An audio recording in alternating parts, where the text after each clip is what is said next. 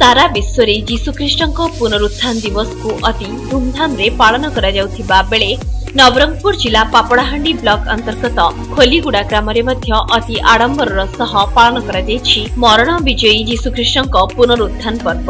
समस्त ख्रीष्ट विश्वासी पहांतिया समय रे उच्च स्वर रे जीशु उठी अछंती रे मृत्यु काहीं तर जय काहीं तर नाहुड़ आदि नारा दे ग्राम परिक्रमा करथिले। यीशु ख्रीष्टंकर पुनरुत्थान दिवस जहाँकि ईस्टर बोलिकी विदित अछि आज बहुत उत्साह आनंदर सहित खोलीगुड़ा ग्राम रे पालन करा जाइछि।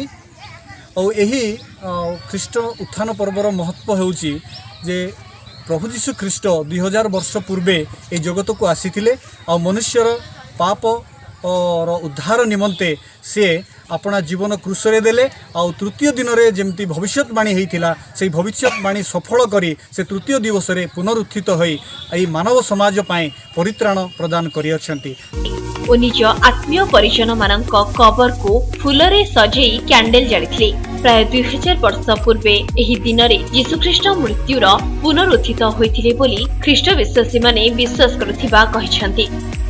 ख्रीस्टियान मानकर गोटे विश्वास रही जे गोटे होप बा आशा रही जे से माने जेपरी ख्रीष्ट माने कबर उठित हेले पुनरुत्थित हेले आउ जेते जन महानिद्रा प्राप्त होइछंती बाइबल अनुसार से माने मध्य उठिबे आउ जेते जन आउ आमे माने अछु आमे माने मध्य मृत्यु वरण कले आमे मध्य उठिबु शेष दिन रे आउ सेई ख्रीष्टंक पाखरे आमे माने रहि पारबु। एहा परे प्रार्थना शोभायात्रा परे परे नुआ खिया जायथिला एवं ख्रीष्टीय युवक संघ पक्षरु भोजीर आयोजन मध्य करा जायथिला। गुड फ्राइडे दिन ख्रीष्ट से मृत्युवरण करते क्रूसरे एवं तृतीय दिन से पुनरुत्थित होते यार स्मरण निमंते आम मैंने कबर स्थान को आम जाऊ विशेषकर आम निजर ज्ञाति कुटुंब खबर को आम मैंने धौत कर चून लेपन कर आत्मार सदगति कामना कर। पापड़ाहांडी आल्बर्ट का रिपोर्ट स्वस्तिक न्यूज।